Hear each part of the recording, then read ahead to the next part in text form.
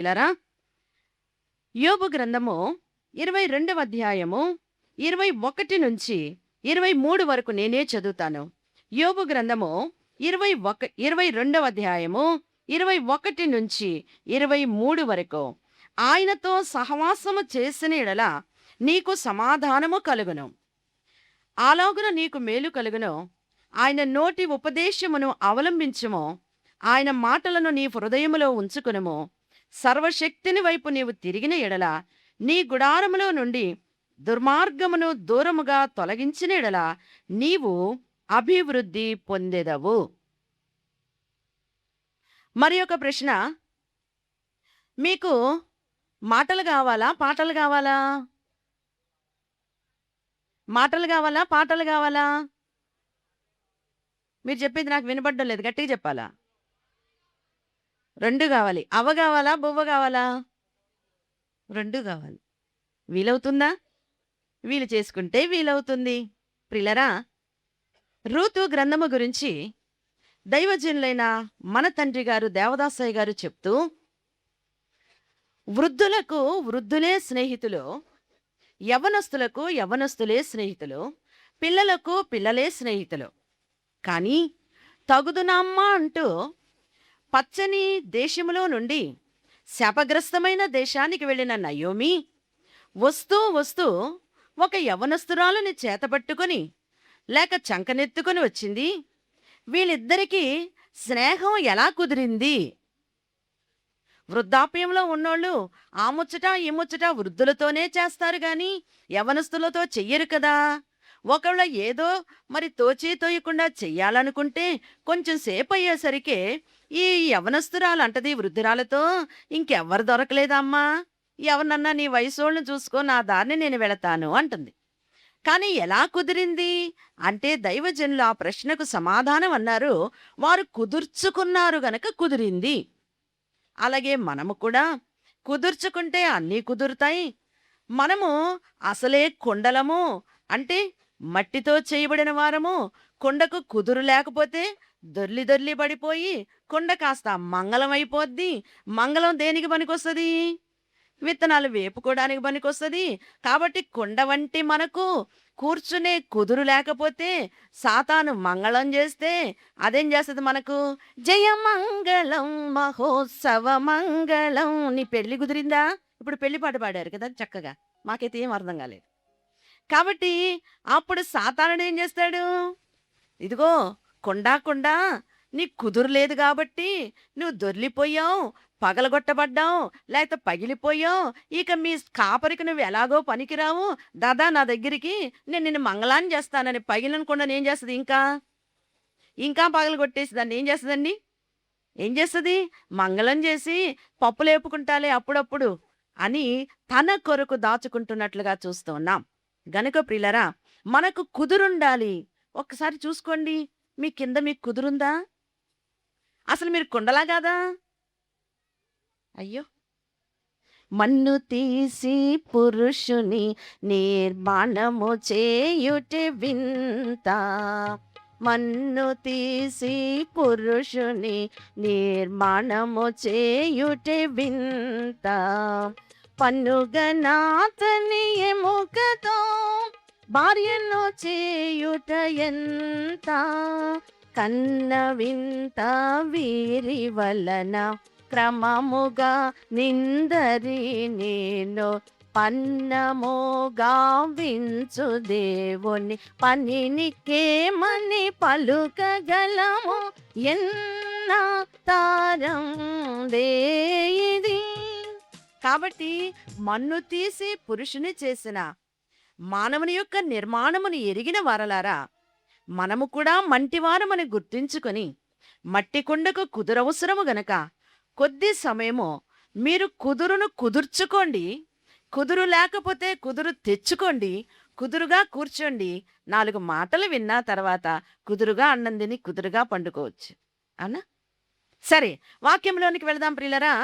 ఇక్కడ 3 విషయాలు లేక 3 అనుభవములు, 4 ప్రయత్నములు మీకు చూపించాలని అనుకుంటూ ఉన్నాము. మొదటిది సహవాసము, రెండవది సమాధానము, ఆ తర్వాత మేలు, ఆ మేలు కలగాలంటే మనము పడవలసిన ప్రయాసము, లేక మనము పడుతూ ఉన్న పడనయ్యున్నటువంటి ప్రయాస ఎంతైనది. మూడవది అభివృద్ధి.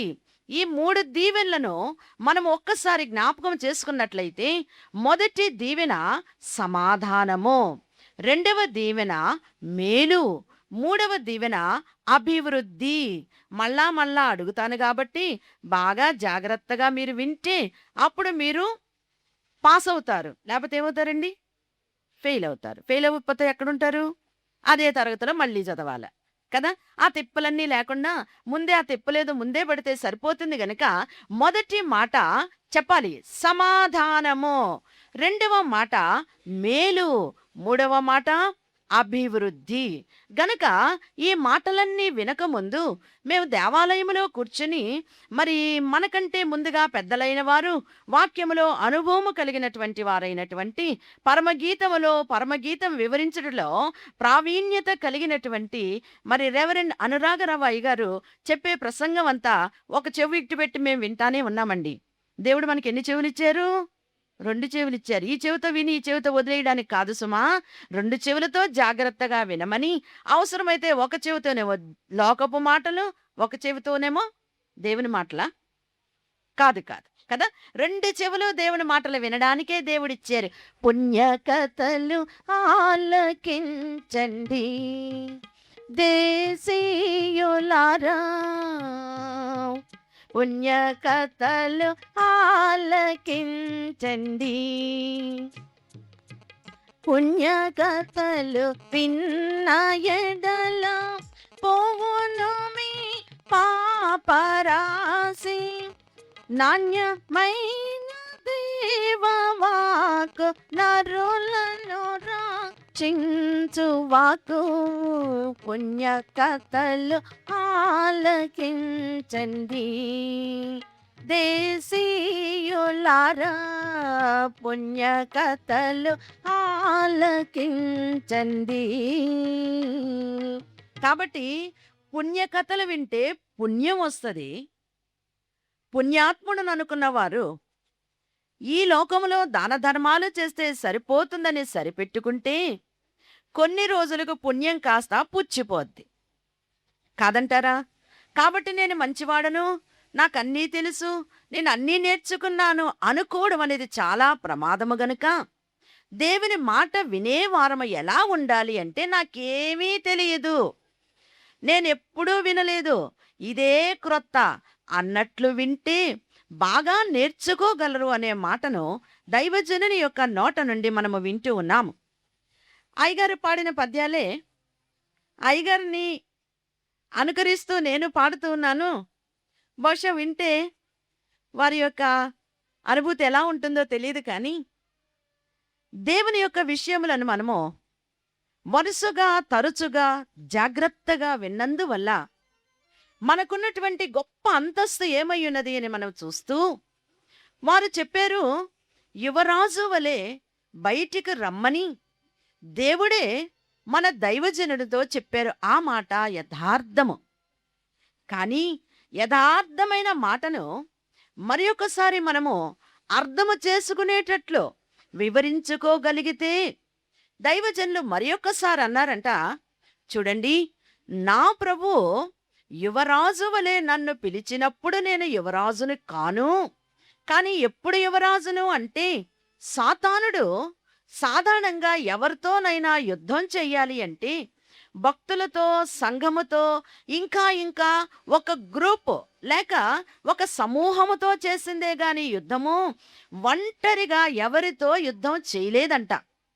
కానీ మన దైవజనుని దగ్గరకొచ్చేసరికి ఆ సాతానుడు వృద్ధాప్యములో ఉన్నటువంటి దైవజనునితో యుద్ధము చేసింది గనక, ఆ యుద్ధ సమయములో ఆ యొక్క మనిషి స్థితి ఎలాగుంటుంది అంటే, యుద్ధం చేయలేక అలసిపోయినా, యుద్ధములో తగినంత బలము తాను పొందలేకపోయినా ఇక చేసే పనేంటి అంటే దేవుని మీద తిరుగుబాటు.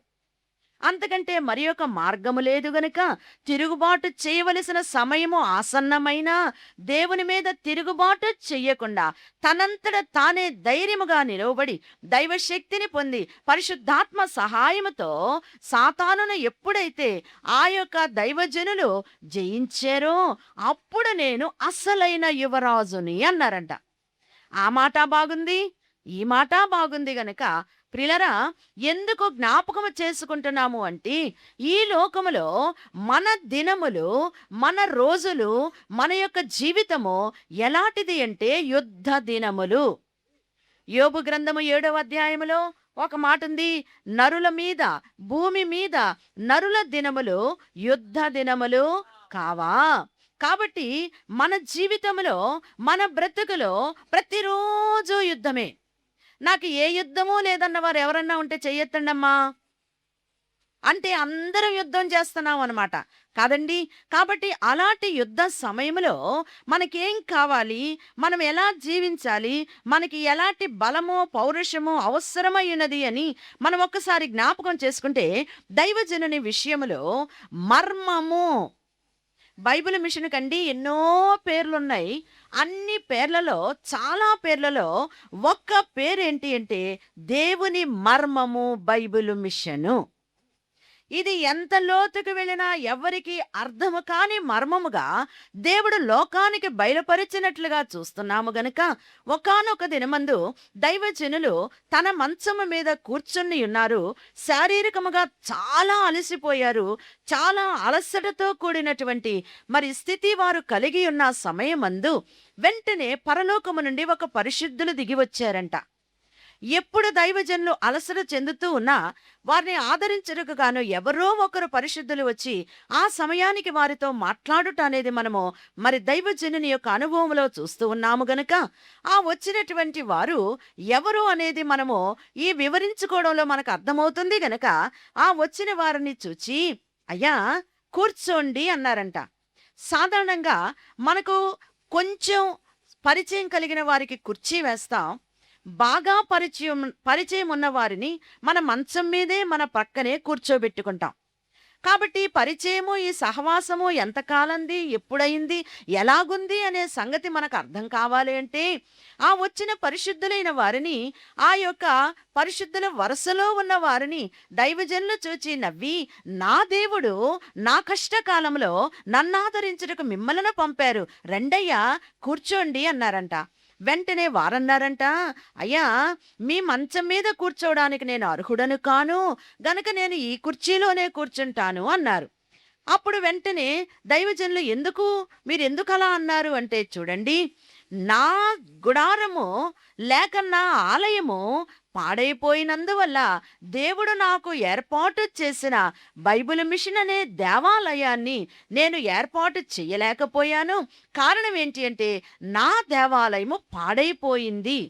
కానీ మీరు వృద్ధాప్యములో ఉన్న నా వృద్ధాప్యములో ఒక కన్యకను తెచ్చి నాకు వెట్ట కలిగించుటకు జతనిచ్చారు. కానీ మీరు ఇంత వృద్ధులైనా మీకు ఏ జత లేకుండా పరిశుద్ధాత్మ వెట్ట చేత మీరు ఇంత సంతోషంగా ఉండగలుగుతున్నారు అని ఆ సమయంలో ఆ సంభాషణలో దైవజనులు అన్నారంట, బైబిల్ మిషను దేవాలయము లేక దేవమందిరము అన్న మాట మహారాజు అయిన దావీదు గారి ద్వారా విని, దేవా నేనెంత ధన్యుణ్ణి.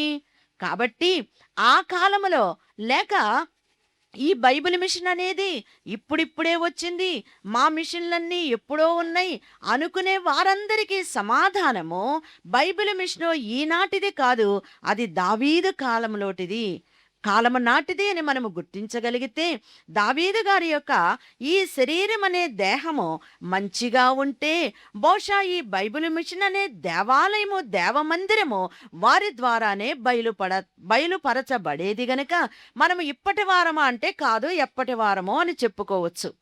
సరే, ఏది ఏమైనా బైబిల్ మిషన్కున్న పేర్లలో మరి ఒక పేరు దేవుని మర్మము. అంటే ఏంటి? Bible machine. ఇది చాలా మర్మమైనది.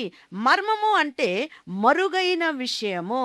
అంటే అది సమయం వచ్చే వరకు లోకానికి బహిరంగపరచడానికి వీలు లేదు గనుక మర్మములు తెలుసుకొనుట మీకు మాత్రమే దేవుడు అనుగ్రహించారు అని మార్కు సువార్త 4:11లో మనం చూస్తూ ఉన్నాము. అలాగే ఈ మర్మము మీకు తెలపగోరుచున్నాను, మీరు తెలుసుకోవాలని నేను ఆశిస్తున్నాను అనే మరి ఒక మాట రోమీలకు వ్రాసిన పత్రిక 11:25లో చూస్తున్నాము.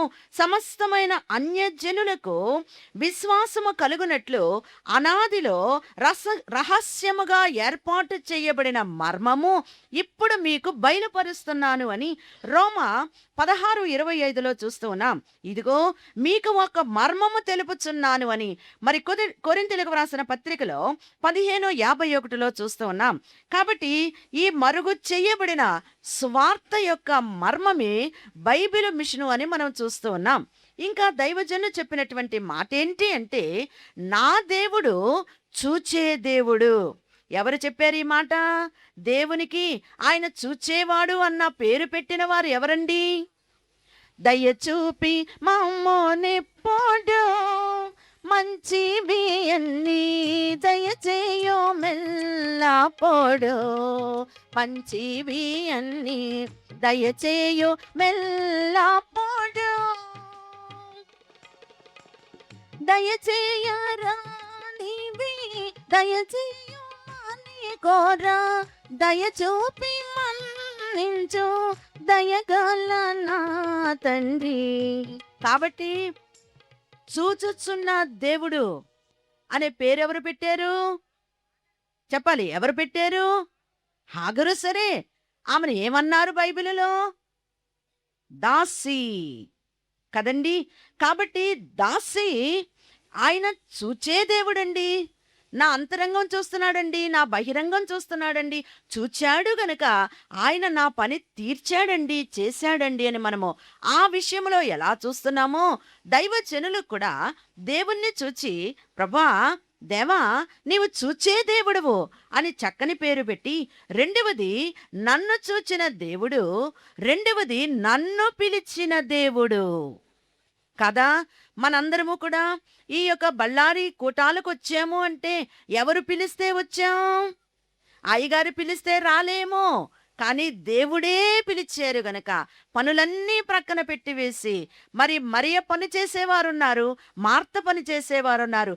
లోకమంతా అన్ని మిషన్ల వారు మార్త పనే చేస్తున్నారు, బైబిల్ మిషన్ వారు మరియ పని చేస్తున్నారు. గనక మార్త పని మేత, మరియ పని కోత. కాబట్టి మేత పెట్టే కొంది కోత వస్తుంది గనుక ఈ అమ్మ అలాగని మేత లేకుండా కోత రాదు గనుక యేసయ్య దగ్గరకు వచ్చి, ప్రభా ఇది నీకు న్యాయమేనా? న్యాయంగా ఉందా? నేను ఒక్కదాన్నే కష్టపడుతున్నాను, మా అక్క ఊరికినే కూర్చుంది అని అసూయ చేత అన్నప్పటికీ మేసేవారి కంటే కూసేవారే యేసయ్యకి ఇష్టమేమో కదా. కాబట్టి ఆ యొక్క మేత కోత కూడా రెండు దేవుని సహవాసములో ఉన్నవి గనుక ఇక్కడ మనం చూస్తే మరియల వంటి మనస్సు కలిగి దైవ సాన్నిధ్యములో కూర్చున్న మనము మార్తల కంటే శ్రేష్ఠులమని గుర్తించవలసిన వారమై ఉన్నాము. రెండవది చూచినట్లయితే, మొదటిది నన్ను చూచిన దేవుడు, రెండవది నన్ను పిలిచిన దేవుడు, మూడవది నన్ను నడిపించే దేవుడు. కాబట్టి చూచిన వాడే చెయ్యగలరు, చూచేవారే నడిపించగలరు. అన్నీ చూసుకుంటాడులేనని అబ్రహాము గారు ఏదిమ్మన్నా తెగించి పైకెక్కాడు, కానీ దేవుడు చూడలేదా?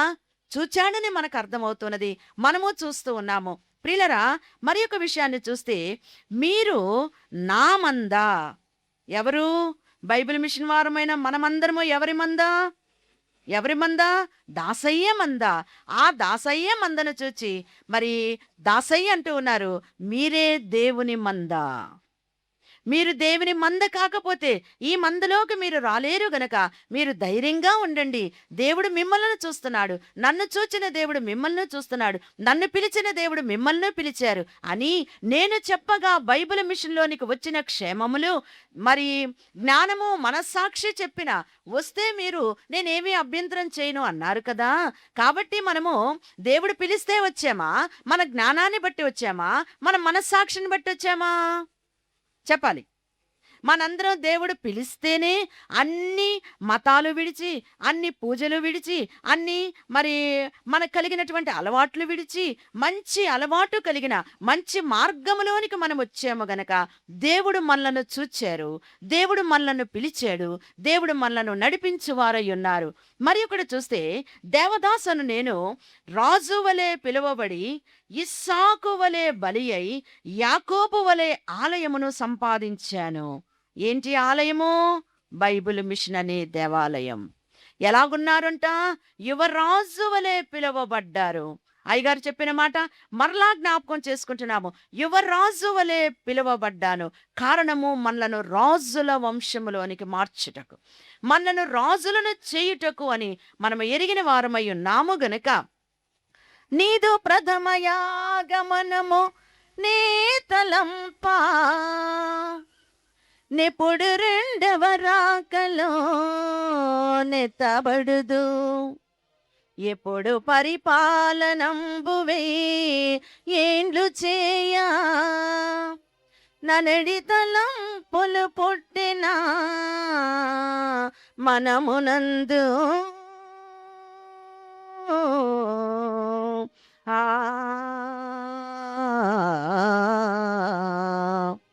నీదు ప్రథమ యాగమను. ఆగమనమును చూడగానే ప్రభా ఇప్పుడొస్తుందా నా చేతికి పెత్తనం?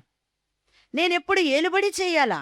రెండవ రాకడెప్పుడా అని నేను ఎంతో ఆశతో చూస్తూ ఉన్నాను అని మన దైవజనని యొక్క ఆశ, కోరిక మనకు పద్య రూపములో మనకు బోధించారు, వివరించారు. అలాంటి ఆశ మనము కూడా కలిగి ఉండాలి. కానీ శ్రమను బట్టి మనము నిరాశ పడకూడదు. అది దాసయ్య మాటలై ఉన్నాయి. మరి ఒకటి చూడగానే, మరి ఒకటి చూస్తే, ప్రతి దినము లేవగానే చూడండి, గాయపడిన ప్రభువు పాదాలు ముద్దు పెట్టుకోవాలి అన్నారంట. ఎప్పుడు? ఎప్పుడు చెప్పండి? మీరు చెప్పకపోతే నేను చెప్పను. ఆ ప్రతి ఉదయము లేవగానే ఏం చేయాలి మనం? ఏం చేయాలి మనం? గాయపరచబడిన పాదములను మనం ఏం చేయాలంట? ముద్దు పెట్టుకోవాలి. ఈ గాయం ఎప్పుడుది? కేవలము సిలువలోకి వెళ్ళినప్పుడే గాయము కాదు. చరిత్రలో మనం చూచినట్లయితే పశువుల తొట్టిలో ప్రభువు ఒక చిన్న బాలుడుగా పరుండియున్నప్పుడు, మరి ప్రవక్తలైన వారు వచ్చి చూడగా లేక చూచినప్పుడు ఆ యొక్క ప్రవచనము నెరవేరకముందే, ఆయన సిలువకు వెళ్ళకముందే ఆయన చేతులలో ఈ యొక్క గాయముల మచ్చను మరి ప్రవక్తలు చూచారు అని చరిత్రలో చూస్తూ ఉన్నాం. కాళ్లకు గాయముల మచ్చ, చేతులలో, ప్రక్కలో, తలకు కనబడినట్లుగా మనము చూస్తూ మరి దైవజనులైన వారు వ్రాస్తూ, ముందునకు సిల్వ భారము మోయవలసి యున్న భారము నీ మీదను నవనియు, ఎరిగియున్నను ఎరుగని నరుని పగిది, పండియాడుచునుంటివా పశువుల తొట్టిన్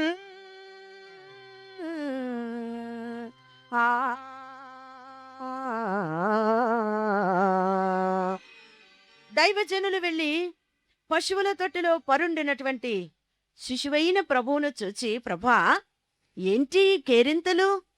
ఈ ఆనందమేంటి? ముందరకు నీవు సిల్వ మోయాలని తెలీదా? తెలీదా? చెప్పండి. తెలుసు. కానీ శ్రమ పొందుడికే ఆయన ఇష్టపడి వచ్చారు గనక అంటారు. ఏంటి ఎప్పుడు చూసినా శ్రమ శ్రమ అంటారు?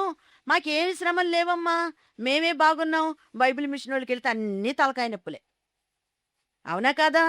ఆ మాటకు మీరు అంగీకరిస్తున్నారా? కాదు, కాదు.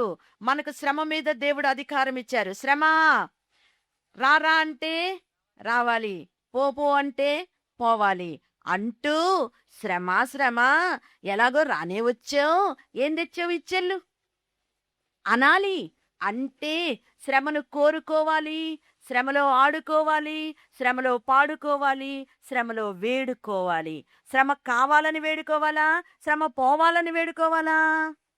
సాధు సుందర సింగ్ గారు అనేవారంట, ప్రభా ఏంటి నా మీద ఈరోజు ఇంత కోపం నీకు? ఏమి శ్రమ రాలేదే, నాకేమి నలుగు లేదే, నేను పెళ్లి కూతుర్ని కదా, నాకెవరు నలుగు పెట్టలేదు ఈరోజు. వరుస నలుగులైతే 11 అయ్యాలి, 21 అయ్యాలి, ఈరోజు ఏంటి ఆగిపోయింది నలుగు? పెళ్లి కూతురికి ఎంత మరి విచారమో, నలుగు మొదలేసి పెళ్లి పీటల మీద ఎక్కే వరకు నలుగుండాలో, అలాగూ పెళ్లి కుమార్తె వరుసలోనికి సిద్ధపడుతున్న సుందరునికి కూడా ఒక్క పూట శ్రమ రాకపోతే నిద్ర పట్టదంట. కానీ శ్రమ కావాలని కోరుకున్నా వస్తదా? చెప్పాలి. కోరుకుంటే వస్తదా? అసలు కోరుకునే ధైర్యం ఉందా మనకు? లేదు లేదు, ఉన్నదే వదిలించుకోవాలనుకుంటాం. రెండవది, కొనాలంటే దొరుకుద్దా? అది లేదు. గనుక శ్రమల యందే సంతోషించుము, శ్రమల వలనే స్వర్గముంది, శ్రమల యందు ఆనందించుము, శ్రమ లేకపోతే స్వర్గం లేదు. ఇలాగూ మనకు దైవజనులు ఎన్నో బోధించి శ్రమ శ్రమ శ్రమ శ్రమ అంతా శ్రమే. కానీ స్థిమితం లేని వారికి శ్రమంటే భయం, ఆనందకరమైన బ్రతుకున్న వారికి శ్రమంటే ఆనందం కదా.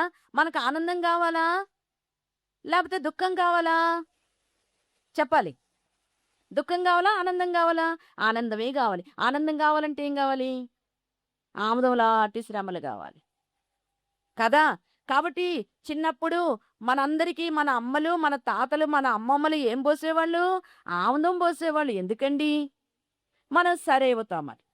కాబట్టి ఆ యొక్క శ్రమ లేక రుచి లేనటువంటి ఆ యొక్క ద్రవ పదార్థము మనిషి యొక్క శరీరాన్ని ఎలా బాగు చేస్తుందో, తేనె వంటి మధురమైనటువంటి దేవుని వాక్కులు మనము త్రాగగలిగితే, అందుకోగలిగితే, మన శరీరములో ఉన్న కల్మషమునంతటినీ కూడా ఆయన కడిగి వేసేవారై ఉన్నారు గనక, అవును తాగి తాగి అలవాటు అయినోడికి తేనె తెచ్చిస్తే ఏం చేస్తాడండి? ఆమడు దూరం పరిగెత్తాడు.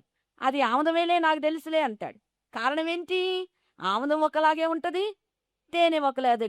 కాబట్టి తల్లేం చేయాలి? పరుగు పరుగున వెళ్ళి ఎట్లాగైనా బలవంతంగా వాడి నోటికి ఆ వేలితో తేనె ముంచి అందిస్తే, ఓహో ఇంతకాలం ఆముదం పోసి పోసి నన్ను కష్టపెట్టాం, నేను ఇది కూడా ఆముదమే అనుకున్నాను, ఇది తేనె అని ఏం చేస్తాడు? గబగబా వచ్చి మొత్తం తినేస్తాడు. అలాగునని అర్థము కానప్పుడు, అపార్థము చేసుకునేటప్పుడు దేవుని వాక్యము మనకు సరిపడదు, సరిగా ఉండదు. కానీ అర్థము చేసుకోగలిగితే అందులో ఎంత మధురం ఉందో, ఎంత మర్మం ఉందో, దేవుని యొక్క ప్రేమ ఎంత గొప్పదో మనము చూడగలుగుతూ ఉన్నాము గనక ప్రియులారా, ఆ చిన్ని బిడ్డల వలె దేవుని వాక్యమన్నా లేక శ్రమన్నా వాక్యములో ఉన్న ఆ స్థితిని మనకు వివరించేటప్పుడు, నాకు చాలా తెలుసునేనండి, చిన్నప్పటి నుంచి వింటున్నానండి, ఎన్ని విన్నా నాకు మనసులో నెమ్మది లేదండి అనుకునే వారలారా, మీకు సమాధానము కావాలంటే దేవుని సహవాసము మనకు కావాలి. కాబట్టి ఏదేని తోటలో ఆదామవ్వలు దేవుని సహవాసమును పోగొట్టుకున్నారు గనక వెంటనే ఏం తొలగిపోయింది? దేవునితో సమాధానము తొలగిపోయింది. మరి ఒక మాట దైవజనులన్న మాట, సన్నిధి పరులకు ప్రతి దినము ఒక ముత్యము లాంటిది. ఎలాంటిది చెప్పండి? ముత్యం అంటే ఎవరికి ముద్దు లేకుండా ఉండదు. ముత్యాలు వేసుకోవాలని మనందరికీ చాలా ఇష్టమే. అందులో ముత్యము తయారయ్యే విధానాన్ని చూస్తే చాలా ఆశ్చర్యం. కాబట్టి మనము సన్నిధి పరులమైతే, మనము బైబిల్ మిషన్ వారమైతే, మనము దేవుని బిడ్డలమైతే ప్రతిరోజు కూడా మనకేంటి చెప్పండి? ఒక ముత్యము వంటిది. అందుకే వ్యాపారస్తుడు తనకున్నదంతా అమ్మేసుకొని ఏం కొనుక్కున్నాడు? ఒక ముత్యాన్ని కొనుక్కున్నాడు. మనమందరము కూడా దేవుని చేత కొనబడిన ముత్యములము, అమూల్యమైన వారము అని మనము గుర్తించాలి. మరి ఒకటి మనం చూస్తే దేవదాసయ్య గారి కంట రారే యేసుని చూతము అనే పాట ఉదయాన్నే లేచి పాడుకోవాలంటే చాలా ఇష్టం అంటండి. కానీ మనం ఏం చేస్తాం? ఏదో ఏదో మనకిష్టమైన పాటలు, మనకిష్టమైన రాగాలు, ఇంకా ఇంకా లేటెస్ట్‌గా వచ్చే పాటలు ఏమైనా ఉంటే అవన్నీ పాడుకుంటుంటాం. ఈ మధ్య కాలంలో నేను గూడా పాడుతుంటే బాబాయ్ గారు నా నోటికి కళ్ళెం వేసేశారు. పాడడానికి వీల్లేదు అని.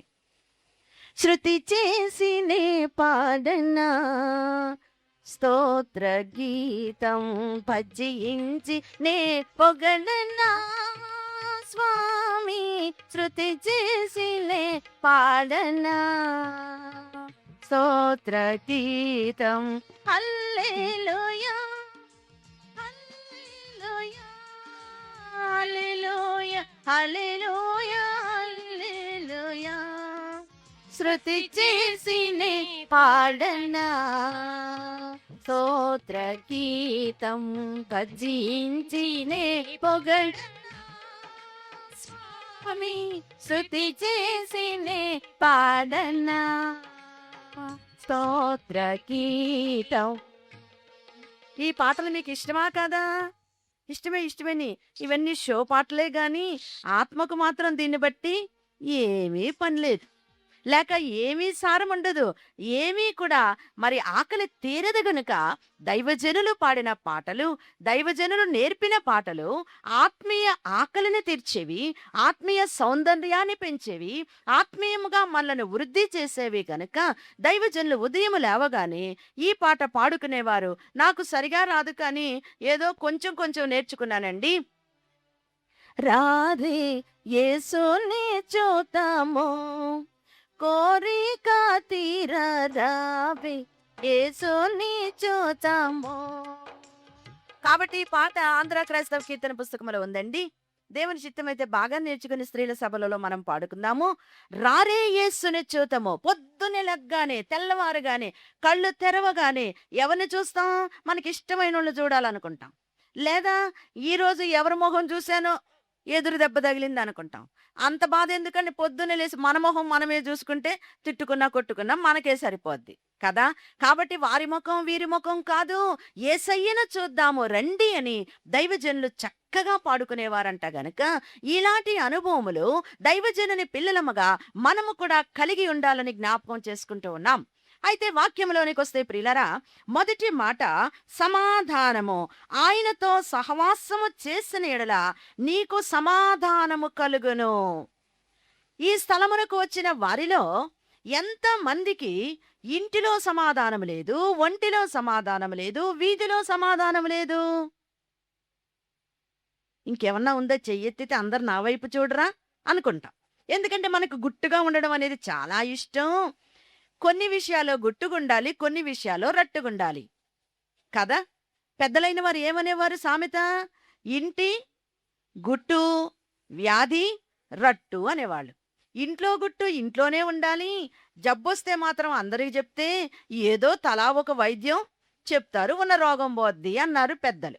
కాబట్టి సహవాసము, రెండవది సమాధానము. ప్రియులరా, సమాధానం ఉంటే సహవాసం కావాలా? లేకపోతే సహవాసం ఉన్నప్పుడు సమాధానం వస్తుందా? చెప్పాలి. భక్తులైన వారు మనసున నెమ్మది పొందుట కన్నాను, పొందుట కన్నాను మరి ఏ భాగ్యము కలదన్నా అనుమానమూలిక నకిల సుఖంబోలు అనుమానమూలిక నకిల సుఖంబోలు చినమోక గడియగా తీరై నిల్చును మనసున నెమ్మది పొందుట కన్నాను, పొందుట కన్నాను మరి ఏ భాగ్యము కలదైనా.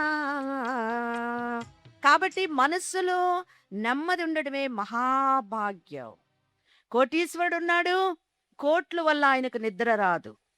అలాగే నిరుపేదున్నాడు, ఏమీ లేకపోయినా చెట్టు కింద హాయిగా నిద్రపోతాడు. కారణము ఆయనకు మనసులో సమాధానం లేదు, ఈయనకు మనసులో సమాధానమున్నది. ఒక చిన్ని ఉదాహరణ చెప్తానండి.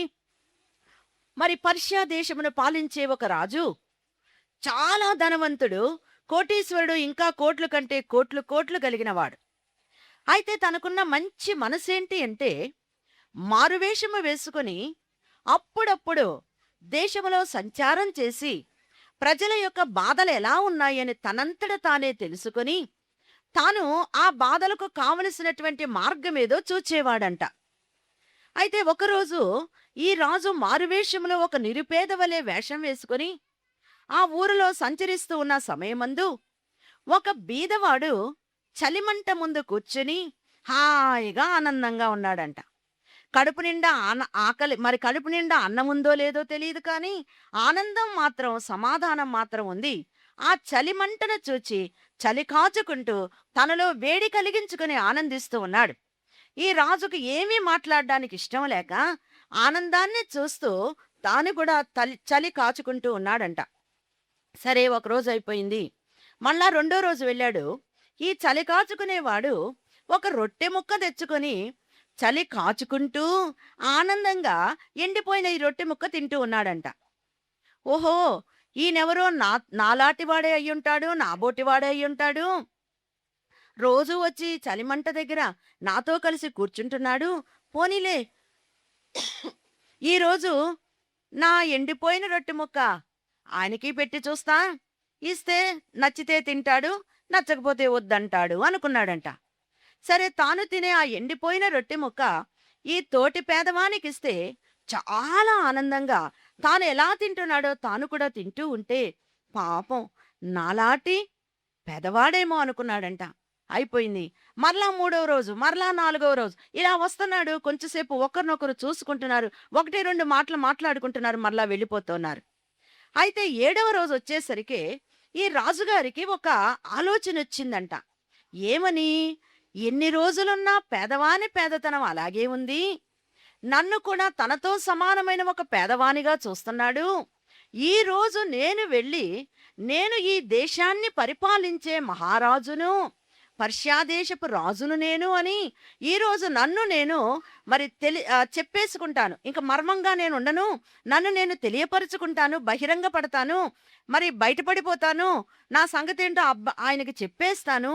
చెప్పగానే ఏమడుగుతాడో చూద్దాము. ఇల్లు అడుగుతాడా, పొలం అడుగుతాడా, ఏం కావాలి, ఉద్యోగం కావాలా, పేదరికం తొలగాల, ఏమడుగుతాడో చూద్దాం. ఏదడిగినా సరే ఇవ్వగలిగిన శక్తి నాలో ఉన్నది అనుకుని చాలా ఆలోచన కలిగి మరలా వెళ్ళి ఆ యొక్క బీదవాని పక్కన కూర్చున్నాడంట. ఆ బీదవాడు రోజూ చూస్తున్నట్లుగానే ఈ బీదవాన్ని చూస్తూ చూస్తూ ఉండగా వెంటనే పలకరించి అన్నాడంట, అయ్యా, నేనెవరినో తెలుసా? అడగగానే బీదవాడన్నాడంట, ఎందుకు తెలీదు? 6 రోజుల నుంచి మనం ఒకళ్ళనొక్కడం కలుసుకుంటున్నాం కదా. అది కాదు, అసలు నేనెవరో తెలుసా?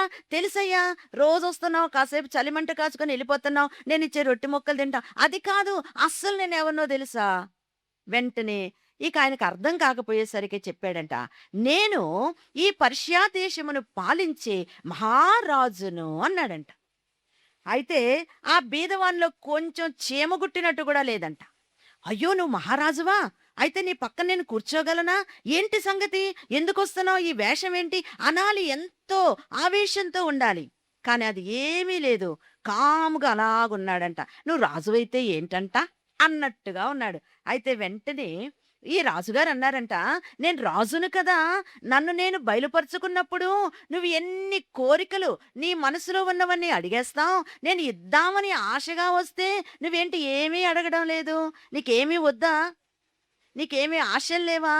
నీకేమీ కోరికలు లేవా అని వెంటనే అడిగేసరికి ఈ యొక్క పేదవాడు అన్నాడంట, మహారాజా, ఏం కోరను నిన్ను, ఏం అడగను నిన్ను. రోజు నిన్ను నీవు తగ్గించుకొని నాలాటి పేదవాడిగా నా పక్కన కూర్చుంటున్నావు. ఈ సహవాసం చాలదా నాకు? ఇంతకంటే ఏం కావాలి అని నాకు ఏమీ వద్దు గాని రోజుట్లాగే నువ్వు కూడా వచ్చి నా పక్కనే కూర్చొని కాసేపు చలిగాసుకొని వెళ్ళు అన్నారంట. దైవజనులు ఏం పాడారు? రారే యేసుని చూతము కోరికలు ఊరా. అంటే భక్తుడు చౌదరి పురుషోత్తమ గారు, మనకు కోరికలు ఏమైపోతాయి? ఊరిపోతా ఉంటాయి కదా. ఈరోజు ఇది అడిగాం. అయితే దైవజనులు ఈ వాక్యం చెప్తూ, మీరు నా నామమున నన్నేమడిగినా చేస్తాను అన్న మాట ఒక్క దేవునికే సరిపోతుంది గాని ఆయన దానకర్త, దానములకు దాత, కాబట్టి ఆయనకు సరిపోతుంది, ఉపకారులకు ఉపకారి. కానీ లోకములో ఏ శ్రీమంతుడైనా మీరు ఏదడిగినా ఇస్తాను అని ఒకవేళ ఒక బోర్డు ఇంటి ముందు పెట్టుకుంటే ఇక ఎలా వస్తారండి? బళ్ళారు నుండైనా నడిచైనా వస్తారు. ఆయన దగ్గరంట ఏమడిగితే ఇస్తాడంటండి. మాకిది కావాలి, ఇది కావాలని ఏం చేసాం, ఒక పెద్ద లిస్టు తీసుకొని వెళతాం. మరి పాదిరి గారు, అయ్యగారు, బళ్ళారయ్య గారు, సుదర్శనమయ్య గారు, అమ్మా మేము కూటములు ఏర్పాటు చేసుకోవడానికి ఏమేం కావాలి అని ఒక పెద్ద లిస్టు రాసి పెట్టుకున్నాం. పరలోకము నుండి పరిశుద్ధులొచ్చి ఆ లిస్ట్ అంతా చేతికి తీసుకొని ఒక్కసారిగా కొట్టేశారు. అంటే అవన్నీ కూడా టిక్ చేసేశారు. అంటే మీరు రాసుకున్న లిస్ట్ అంతా ఓకే, అవన్నీ నేను గ్రాంట్ చేశాను, మీకు అన్ని ఇచ్చేస్తాను అన్నట్టే కదా. కాబట్టి మనము కూడా అలాంటి బోర్డు ఎవరైనా పెట్టుకుంటే, లేదా మీ బళ్ళారులో పెట్టుకుంటే మేము గుంటూరు నుండి వస్తాం, అలాగ పెట్టుకోగలిగిన వారు ఎవరైనా ఉన్నారా అని ప్రశ్నిస్తూ ఒక ధర్మదాత తోసి తొయ్యక ఈ బోర్డు పెట్టుకున్నాడంటండి. ఏమడిగినా ఇస్తాను. ఇక మందల మందలు, గ్రూపు గ్రూపు, పరుగు పరుగున వచ్చి ఇదిగో నాకు అది కావాలి, ఇది కావాలి అంటే బోర్డు పెట్టుకున్నాడు కాబట్టి ఇయ్యక తప్పదు. ఇవ్వలేను అంటే బోర్డు తీసేయాలి. ఏం చేయాలి అని ఇలాగూ మరి వచ్చినోళ్ళకి అడిగినవన్నీ ఇస్తున్నారు. కానీ మనలాటోడు ఒకడున్నాడేంటండి, ఆళ్ళందరేమో ఒక్కరోజే వచ్చి ఏం కావాలో తీసుకొని వెళ్ళిపోయారు. ఇక వారి యొక్క కోరికలు తీరిపోయాయి. రావడం మానేశాడు. కానీ ఒక్క వ్యక్తి మాత్రం ఒకరోజొచ్చి ఒకటి అడిగేవాడు, ఇంకొక రోజొచ్చి ఇంకొకటి అడిగాడు. ఈ రోజు అడిగింది రేపు లేదు, రేపు అడిగింది ఎల్లుండి లేదు. అలా అడుగుతూ ఉంటే ఈ బోర్డు పెట్టుకున్న శ్రీమంతుని కంట మరి మనసులో హడలొచ్చిందంట. ఇదేంటి వీడు ఇవాళ ఇదడిగాడు ఇచ్చాను, రేపు అంతకంటే గొప్పది అడుగుతున్నాడు, ఇంకా గొప్పది ఇలాగ పెరిగిపోతుంటే చివరికి నేనేం చేయాలి? చేతులు వ్రేలాడేయాలి. అంత ప్రమాదం రాకుండానే ఏం చేయాలని ఆలోచిస్తూ తెల్లవారుతుందంటే భయం వేసేదంటండి. ఎందుకు భయం? ఎందుకు భయం? ఇదిగో ఈ గొంతెమ్మ కోరికలు గలవాడు వచ్చి ఈరోజు ఏమడుగుతాడో, ఏం చేయాలి? అడిగి చివరికి నీ ప్రాణం ఇవ్వండి అంటే ఇవ్వగలడా? చెప్పాలి, ఇవ్వగలడా?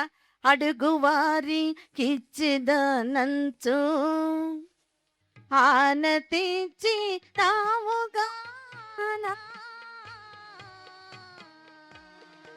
అడుగువారికిచ్చిదనంచు ఆనతిచ్చి తావుగానా, అడిగేదా నిన్ను సాయం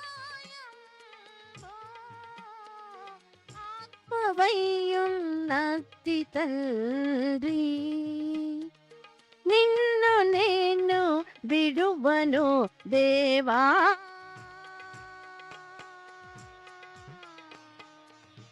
కాబట్టి యాకోబు వలె వినుగులాడవలసిన వారమై ఉన్నాము గనక ప్రియులరా, ఈ దినమందు మనము చూచినట్లయితే దైవజనులు కూడా ఒక ప్రశ్న వేశారు. తలక్రిందులుగా తపస్సు చేశారు.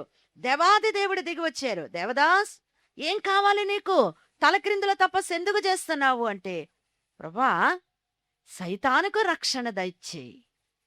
ఏదడిగినా ఇస్తానన్నావు గయ్యా, నాకు ఒక కోరికుంది, తీరుస్తావా? ఓ తీరుస్తాను. ఏదడిగినా ఇస్తానన్నాను కదా. అయితే సాతానుకు రక్షణ దయచేయి. చాలా అసాధ్యం. ఎలాగివ్వగలను సైతానుకు రక్షణ? దానివల్ల నీకేం వస్తుందంటే, సాతానుకు రక్షణ వస్తే లోకంలో పాపులుండరు, అందరికీ నేరుగా పరలోకమే. అది మన దైవజనుని యొక్క కోరిక. ప్రియులారా, వెంటనే ప్రభు అలాగూ ఆగిపోతే, యేసయ్యా అలాగైతే ఆ వాగ్దానం బైబిల్లో నుండి తీసివేయగలరా? అడిగింది చేయగలరా? చెయ్యగలరు, తీసివేయలేరు. బహుగా ప్రార్థన చేయుడి అనే పాటలో వాగ్దానములు చూడండి. వాగ్దానం చేతపట్టుకొని వెళ్ళండి. చిన్ని బిడ్డకి ఏమన్నా కావాలంటే వాళ్ళమ్మ కాళ్ళు పెనవేసుకొని ఇస్తావా సస్తావా అనేదాకా కదలదు. అన్నదే అనుకోండి, ఎంత పొరపాటో. ఈ జుట్టు చేతికిచ్చినట్టే లెక్క. ఏమంటది?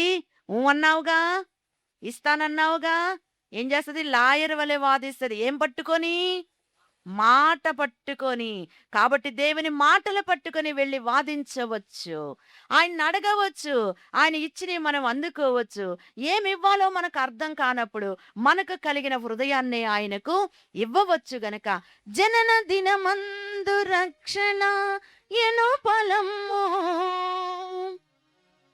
తెచ్చి ప్రేమతో నీవు నాకిచ్చినావు. ఎట్టి బహుమతి మారుగా ఇవ్వగలను. ఇది హృదయమున్ కాన్కగా ఈ జీవితం. రమ్ము స్వీకరించుము జగద్రక్షకుండా. రమ్ము స్వీకరించుము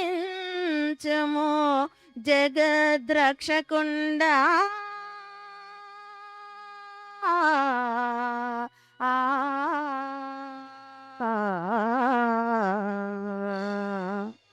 ఏమివ్వగలను ప్రభువా? రక్షణ ఫలము తెచ్చావు. ఏమిచ్చినా నీ రుణాన్ని నేను తీర్చుకోలేను. విరిగి నలిగిన మనస్సే దేవునికి ఇష్టమైన బలి. విరిగి నలిగిన హృదయమును నీవు అలక్ష్యము చేయవు ప్రభువా అని మహారాజు అంటూ ఉన్నాడు ప్రియులరా. గనుక మనం అందరము కూడా సమాధానము లేని వారముగా ఉండి, దేవునితో సమాధానము పోగొట్టుకున్న వారముగా ఉండి, సమాధానము కావాలని దేవుని దగ్గరకు వచ్చేము గనక సమాధానము కావాలంటే మనకు సహవాసము కావాలి. రెండవది చూస్తే మేలు. మేలు కావాలంటే ఏం చేయాలి? చూడండి, ఆయన నోటి ఉపదేశమును అవలంబించాలి. ఒకటి ఆలకించాలి, రెండవది ఆలోచించాలి, మూడవది అంగీకరించాలి, నాలుగవది అవలంబించాలి. ఒక్కసారే అవలంబించాలంటే మన వల్ల కాదు. అవలంబించక ముందు ఏం చేయాలి? అంగీకారం ఉండాలి. అంగీకారానికి ముందు ఆలోచించాలి. ఆలోచనకు ముందు ఆలకించాలి. మీకు అర్థమవుతుందా? పెళ్లి కూతురు నచ్చిందారా? అంటే సరిపోదు, నన్ను ఆలోచించుకొని టైం కావాలి అంటారా లేదా? కాబట్టి ఈ వరుని వార్త వధువు ఆలోచించాలి. ఇది ఎంతవరకు నిజం? ఇది కరెక్టేనా? మనము ఆలోచించే తప్ప అంగీకరించలేం. అంగీకరిస్తే తప్ప అవలంబించలేము. కాబట్టి కొంతమంది వినుట మట్టుకు విందురు గాని అవలంబించరు. వింటున్నట్టే ఉంటారు. ఇప్పుడు మీరు వింటున్నట్టే ఉన్నారా, నిజంగా వింటున్నారా అంటే ఎవరు మట్టుకు వారికే తెలుసు. నాకు జ్యోతిష్కం రాదుగా. కొంతమంది వింటూనే ఉంటారు. అసలు ఇంటికి తాళం పెట్టొచ్చానా, గడి పెట్టొచ్చానా అంటే మీరు నిజంగా వింటున్నోళ్ళా, వింటున్నట్టున్నోళ్ళా? చెప్పండమ్మా.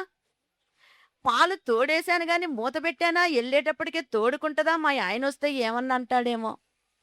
వింటున్నట్టా, వింటున్నట్టా? వై చెప్పండి. వింటున్నట్లు ఉన్నట్టే గాని వింటున్నట్టు కాదు. మనసు వెళ్ళిపోయింది ఆల్రెడీ, ఎక్కడికో ఇంటికి వెళ్ళిపోయింది. మనుషులు మాత్రమే ఉన్నారు. వినుట మట్టుకు విందురు కానీ ఆలకించరు, అంగీకరించరు, ఆలోచించరు, అవలంబించరు. అలా కాదు. మనకు మేలు కావాలంటే ఆలకించాలి, ఆలోచించాలి, అంగీకరించాలి, అవలంబించాలి. అప్పుడు మనకేమొస్తుంది చెప్పండి? మేలు. మేలొద్దా? ఎన్ని మేలో ఎంచి చూడ ఇలను ఎవరి శక్యమో, అన్ని మేలు మరువకున్న అధికమౌను సౌఖ్యమో. దైవజనులు అన్నారు, ఎన్ని మేలు ప్రభా, ఎంచాలంటే లెక్క పెట్టాలంటే నా వల్ల కావడం లేదయ్యా. అన్ని మేళ్ళా చేసేది నువ్వు, ఎంత దేవుడివైతే మాత్రం అనేవారు ఎవరన్నా ఉన్నారా? చెప్పండి. ఏ పనియు ముట్టుకొనక కేవలము స్తుతి మాత్రమే చేసినను నీ కనికరము ఎదుట నీవు చేసిన మేళ్ళు బతికినంత కాలం లెక్కబెట్టినా నీ రుణాన్ని నేను తీర్చుకోలేనయ్యా. దైవజనులు నేర్పించారు. అన్ని మేళ్ళు నీవు నాకు చేస్తున్నావు ప్రభా అని మనము ఎంతో ఆనందిస్తూ ఉన్నవారమై ఉన్నాం. గనుక ప్రియులారా, నేటి దినమందు మొదటి మాట సమాధానము. సమాధానం కావాలంటే ఏం కావాలి చెప్పాలి. ముగింపులోకి వచ్చేసాం. సమాధానం కావాలంటే సహవాసం కావాలి. ఎవరితో సహవాసం? ఎవరితో సహవాసం? దేవునితో సహవాసం. ఆ సహవాసాన్నే ఏమన్నారు? సన్నిధి. ఏమన్నారండి? సన్నిధి. దైవజనులున్న కాలంలో సన్నిధి, సన్నిధి అంటే ఇది బూటకపు బోధ, అర్థం లేని బోధ. సన్నిధంటే ఏంటి అని అందరూ కూడా తిరస్కరిస్తూ ఉంటే, పెద్దలైన వారు వచ్చి దాసయ్యని అడిగారంట. అయ్యగారండి, సన్నిధంటే ఏంటో మాకు సరిగా చెప్పడం చేత రాలేదు, చేత కావడం లేదు, మమ్మల్ని నిలబెడుతున్నారు, ఏం చేయమంటారు అంటే, అబ్బాయి సన్నిధంటే ఏమి లేదు సరదా అన్నారంట. సన్నిధంటే ఏంటండి? సన్నిధంటే ఏంటి? సరదా. సరదానా? సన్నిధంటే సరదానా? సరదానే. నేనే అంటున్నానుగా, నాకే చెప్పొచ్చుగా. కాబట్టి సరదా. తండ్రి బిడ్డతో మాట్లాడడం తండ్రికి సరదా. బిడ్డ తండ్రితో మాట్లాడడం బిడ్డకు సరదా. కాబట్టి తండ్రితో వెళ్ళి మాట్లాడడం మనకు సరదానే. సరదానా? అలా చెప్తే వాళ్ళకి అర్థమవుద్దా? కాదబ్బాయి పరదా అని చెప్పండి అన్నారంట. పరదా. పరదా అంటే తెర కదా. కాబట్టి తెర వేసుకోండి. నీకు ఒక్క గది ఉంటే ఒక మూల చూసుకో. ప్రతిరోజు వెళ్ళి పరదా వెనుక సరదాతో మాట్లాడు. అదే సన్నిధి. ఆ సన్నిధి వల్ల నీకేమొస్తుంది అంటే సహవాసం వస్తుంది. దేవుని సహవాసమును ఆదామవ్వలు ఆ యొక్క అవిధేయతను బట్టి పోగొట్టుకున్నారు గనుక, దేవునితో సహవాసం కావాలంటే మనము విధేయులము కావాలి గనుక, ఆయన చెప్పిన మాట చెయ్యండి అని, ఆయన మీతో చెప్పింది చెయ్యండి అనే పునాది మీద వేయబడిన బైబిల్ మిషన్ వారమైన మనమే సహవాసము కలిగిన వారము గనక, సహవాసము చేస్తున్న వారము గనక, మనందరిలో కూడా ఏముంది చెప్పాలి? మనందరిలో ఏముంది? ఉందా? రావాలా? ఆల్రెడీ వస్తూ ఉందా? ఏంటో చెప్పండి. ఉంది. Very good. మంచి సాక్ష్యం కదా. కాబట్టి మీకు సమాధానం ఉంది అంటే మీకేముందని లెక్క? దేవునితో సహవాసం ఉంది. అయితే రెండవది మేలుందా? మేలు కూడా ఉందా? ఉందండి. మేము వాక్యం వింటామండి, ఆలోచిస్తామండి, అంగీకరిస్తామండి, వాక్యాన్ని బట్టే నడుస్తామండి. అప్పుడు మనకు మేలు కలుగును. మరి ఒక మాటకు మనం వచ్చేటప్పటికి, ఆయన నోటి మాటలను నీ హృదయములో ఉంచుకొనుము, సర్వశక్తిని వైపు నీవు తిరుగుము, నీ గుడారములో నుండి దుర్మార్గమును దూరముగా తొలగించుకొనుము, అప్పుడు నీకు అభివృద్ధి కలుగును. అబ్బో! దీనికి చాలా ఎక్సర్సైజ్ ఉందండి. కదా. సమాధానం కావాలంటే ఒక్క సహవాసంతో సరిపోయింది. మేలు కావాలంటే వాక్యం వింటే సరిపోతుంది, అవలంబిస్తే సరిపోతుంది, నడిస్తే సరిపోతుంది. అదే కష్టమైన నడక నేర్చిన వారు నడుస్తూనే ఉన్నారు. కానీ అభివృద్ధికొచ్చేసరికి ఏమేం చేయాలంట? చూడండి, వాక్యాన్ని హృదయములో దాచుకోవాలి. మీరు దాచుకుంటున్నారా? వదిలేసి వెళ్ళిపోతున్నారా? దాచుకుంటున్నారా? దాచుకున్న వారైతే పోయిన సంవత్సరం ఏం చెప్పానో చెప్పండి. తర్వాత అడుగమ్మా, ఇప్పుడు కాదు, ఆకలేస్తుంది. అవును.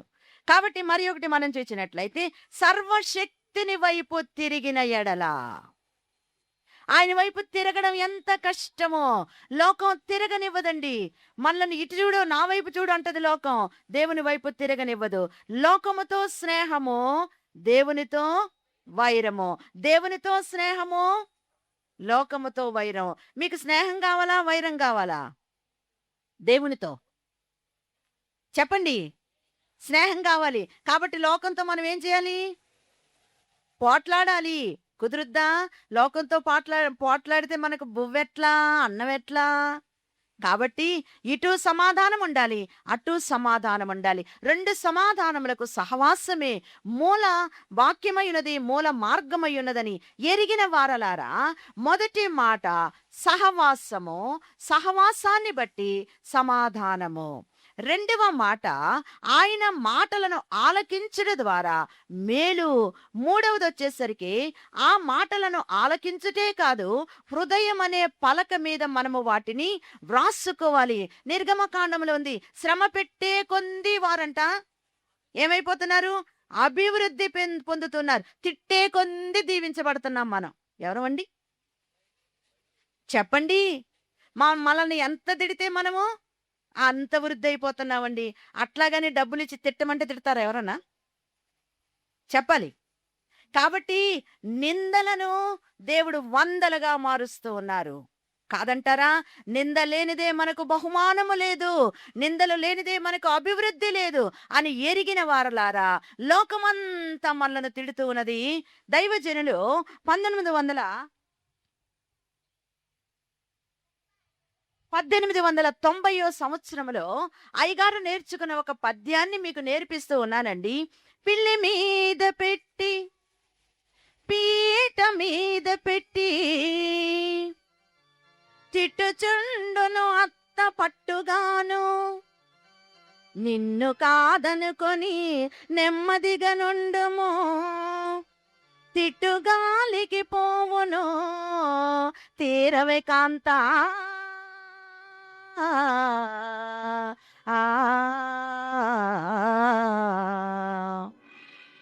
అత్తపోరు మంచిదా కాదా?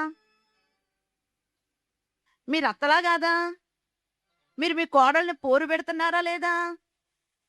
వై పోనీ మీకు అత్తలున్నారా లేరా? ఆ అత్తలు మిమ్మల్ని పోరు పెడుతున్నారా లేదా? తిట్టుచూ ఉంటే నన్ను కాదులే, పిల్లి మీద పెట్టి తిడుతుంటే పిల్లినే కదా నన్నని ఎందుకు అనుకోవాలి? ఈ పీట కోపం వస్తే నేలబడేసి ఏదో తిట్టేస్తుంది అత్తగారు. పీటనుగా తిట్టేది నన్ను కాదుగా అనుకుంటే తిట్టు గాలికి పోవును నీకు మనస్సులో నెమ్మది కలుగును. అది మీరు పట్టించుకోవద్దు. ఎంతసేపు తిట్టుద్ది అత్తయినా మాత్రం తిన్నదరిగేదాకా తిట్టుద్ది, తర్వాత తిట్టుద్దా? కానీ సమా